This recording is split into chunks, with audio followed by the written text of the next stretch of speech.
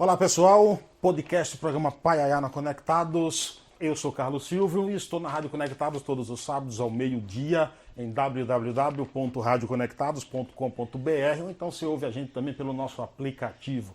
E aproveite e curte a gente nas redes sociais. facebook.com/Paiaiana Conectados, tem o nosso Instagram que é @CSPaiaiá.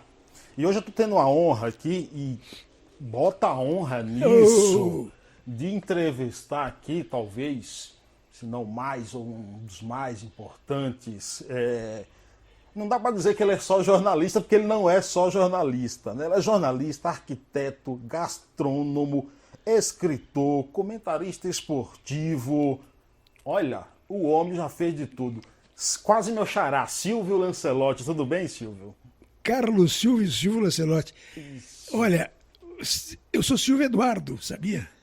Olha, Carlos Silvio e Silvio Eduardo. Você vê, são dois nomes que é absolutamente incomuns. Incomuns, exatamente. Na história. Eu digo sempre que Carlos Silvio parece nome de cantor brega. Silvio Eduardo parece nome de brega cantor. Cantor de bolero.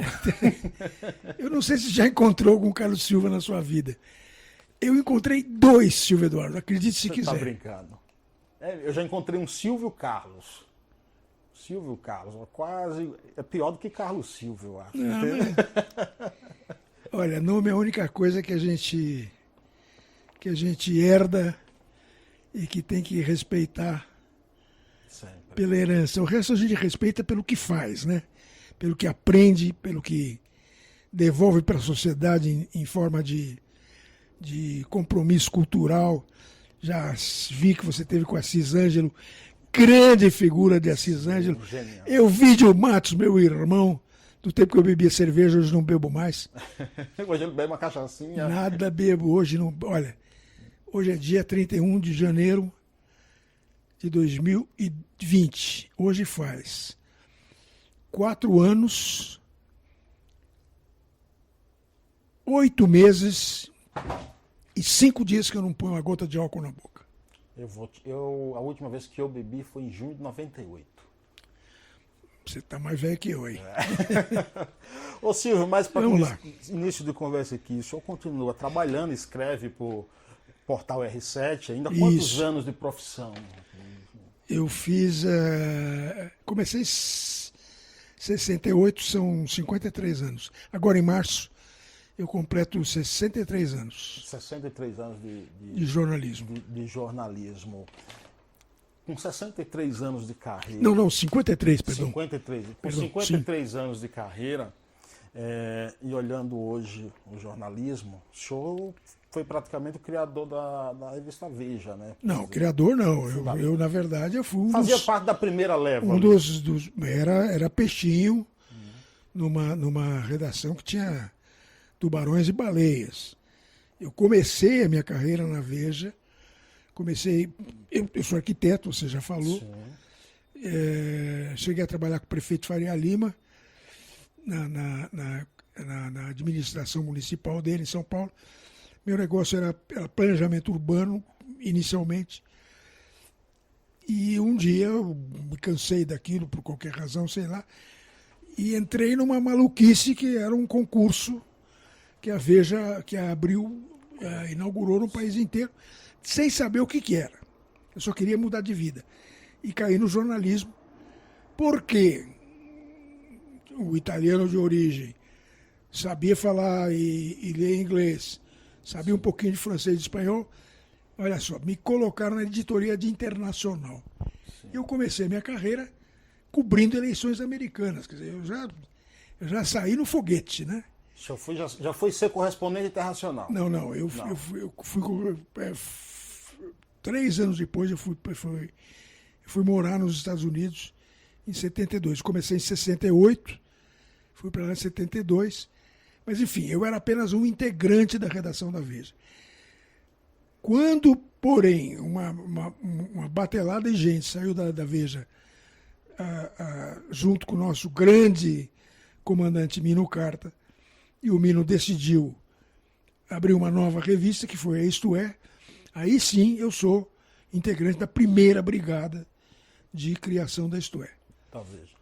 Como é que você está vendo o jornalismo hoje? Olha, eu vejo o jornalismo hoje com muita preocupação, como eu vejo o país com muita preocupação. Não sou um fanático do apocalipse. Eu acho que vamos sobreviver a todas essas insanidades, né? As pessoas me dizem até que estamos numa polarização política. Eu não acredito nisso. Você não acha isso? Não. Eu acho que nós estamos num hospício em que abriram as porteiras. Fala até que a gente está em um terceiro turno. Não. Eu acho que abriram o hospício mesmo. E deixaram um bando de loucos saírem por aí. Eles, infelizmente, são as pessoas que estão no poder. E, obviamente, isso não é uma coisa que perdure, porque nenhum louco sobrevive sem ficar mais louco. Então, a tendência é que, num determinado momento, alguém chega e diga: opa, peraí, vamos internar de novo esses caras, né? O jornalismo corre perigo? A liberdade O de imprensa jornalismo, corre perigo? não. Pelo contrário, eu acho que a ameaça, acredito que já tenha passado. Já houve situações que eu considero mais arriscadas, mais perigosas. O que mais me assusta é o desmantelamento da educação. É o mais preocupante. Isso é o mais preocupante porque, como disse outro dia o Rodrigo Maia, que é o nosso primeiro-ministro sem ser, que disse: olha, me preocupo com as futuras gerações. Eu tenho 75 anos. Não há mais nada que eu aprendo a cada dia, mas não há mais nada que vá, digamos assim, enriquecer a minha cultura, a minha gama de conhecimentos. Mas eu tenho netos. Sim. E me preocupo, sinceramente, com meus netos. E o país e com também. os seus netos, com os netos do meu vizinho. Sim, claro. Que estão numa situação em que, quando você desmantela a educação, é muito difícil reconstruir o castelo. Esse é o grande problema. Economia você resolve. Educação é alicerce. Educação e saúde são os alicerces. Saúde, infelizmente, não tem nenhum louco lá ainda. Mas a educação é patético, né? O tempo que o senhor morou nos Estados Unidos, eu gostaria que o senhor contasse um pouco da história que o senhor foi almoçar ou jantar, me corrija, por favor, com o Ronald Reagan. Ronald Reagan. Ronald Reagan, que era governador da Califórnia, um grande canastrão como ator, Sim. mas uma figura charmosíssima, sujeito de uma simpatia contagiante. E fui com um grupo, fazia parte do curso que eu realizava na Universidade de Stanford, de repente fazer uma entrevista com uma alta autoridade, que estava perto ali. Sim, claro. Stanford fica em São Francisco. Fomos a Sacramento entrevistar o Reagan. E por um acidente curioso, acabei sentando do lado dele, na grande mesa. Tinha mais 8, 10 pessoas. E ele se interessou por ver que havia um brasileiro ali. Quer dizer, um não americano, né? Mais do que um brasileiro, que conhecia a carreira dele como cineasta. Eu conhecia porque, vamos entrevistar o Reagan.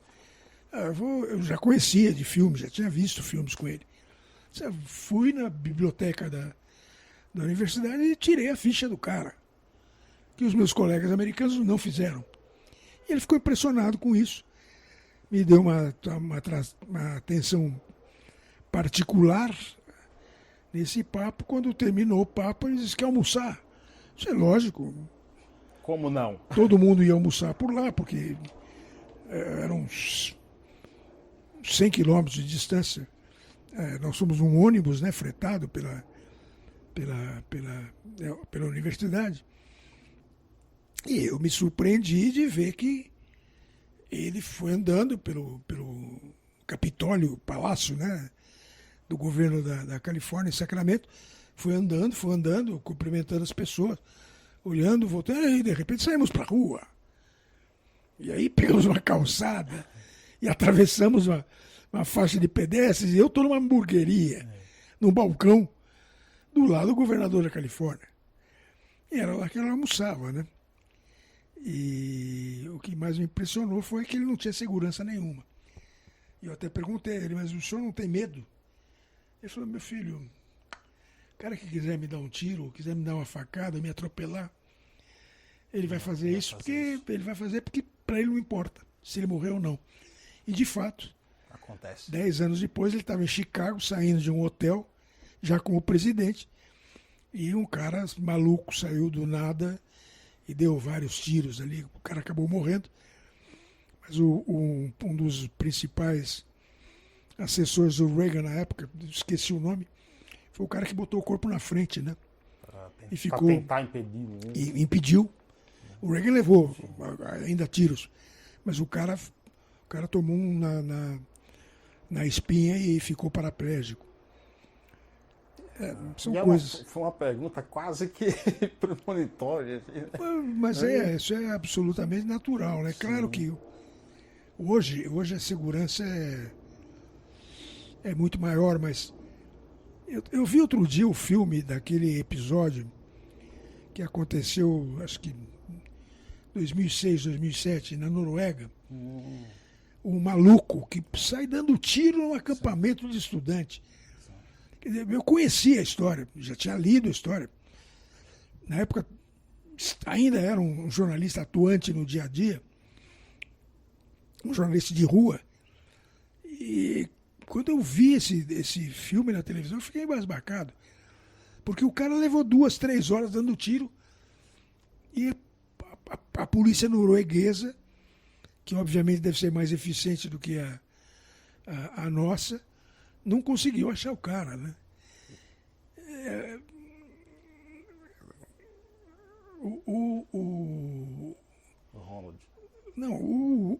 O Trade Center, em Nova York. Eu tive na Copa de 94, a janela, eu abri a janela do meu apartamento, no hotel onde eu estava hospedado, e vi as Torres Gêmeas. Tem uma foto tirada da minha janela com as torres, está na minha cozinha, pendurada na parede.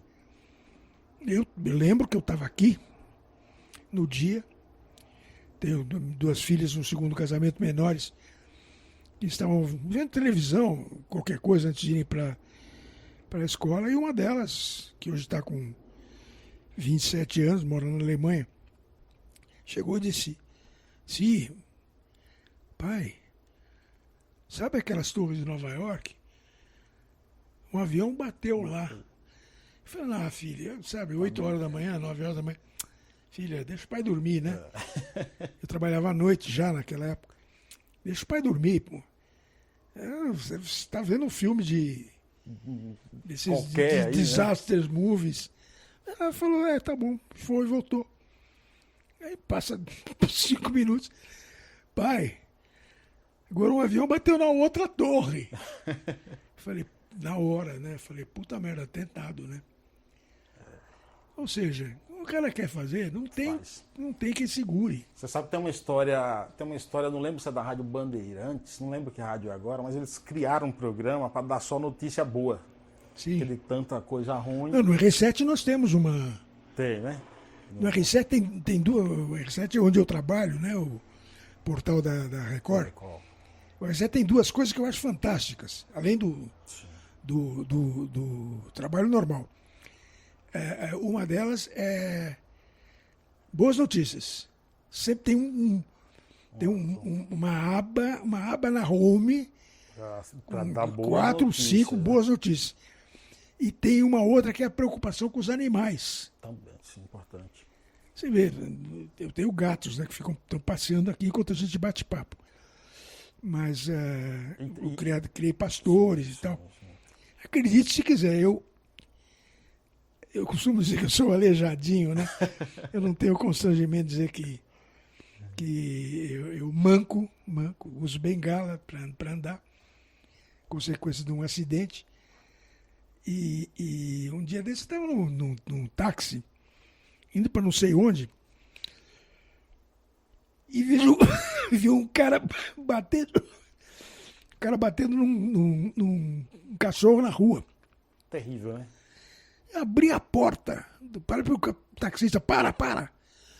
Desci de bengala e tudo, fui bater de bengala no cara. O cara olhou, assim, pô, um velho de bengala batendo em mim. E não teve jeito, porque aí começou a chegar gente também. Aí eu falava assim, um velho de bengala verdade, te batendo, um idiota batendo num cachorro. Na verdade, ele estava batendo uma gatinha. Uma gatinha. Que ele, inclusive, aleijou a gatinha. Eu ainda peguei a gatinha, levei a gatinha numa veterinária amiga minha. A gatinha sobreviveu, mas a gatinha hoje se arrasta, porque um canalha Sim. Espancou do nada, né? Quer dizer, o senhor foi acidente de carro? Foi um acidente de carro. Mas não, já passou. Isso é uma daquelas coisas que acontecem uma vez na vida e outra na morte. E eu já ressuscitei. Tá de bem com a vida. Tô.